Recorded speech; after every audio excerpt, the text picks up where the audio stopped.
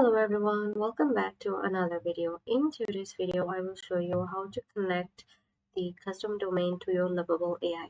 It is very super simple process. So first you have to log into your Lovable AI account. Once you're logged in, you have to navigate to the project you want to connect your domain to. Let's say I want to connect this project. Now at the top left of the screen, you will see project name display. Click on it and a drop-up menu will appear. Now from there you have to click on settings. And this will open a settings panel specifically for your project. Now in the settings panel, look at the left hand and click on domain.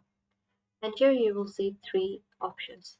First is connected domains, where your domains already linked to your project, or there is an existing domain, the domains you already own but haven't connected yet.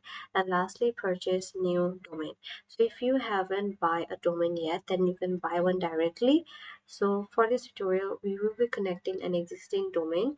So click on here. But to connect a custom domain, Lovable AI requires either the Pro plan or their business plan.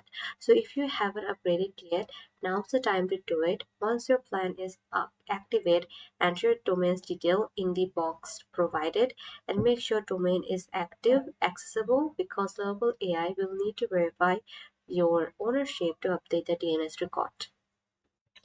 Now follow the instruction that I'm going to give you.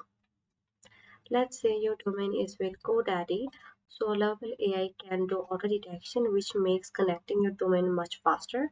Once detect, it will automatically update the DNS record required to point your domain to your Lovable AI project.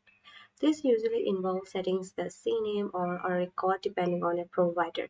After connecting, wait a few minutes for DNS propagation, then test your domain by entering it in your browser. And if everything is set up correctly, then your Lovable AI project will load under your custom domain. And that's it. You have successfully connected your domain. If this video helped you out, then like this video, comment down below, subscribe to this channel, and thanks for watching.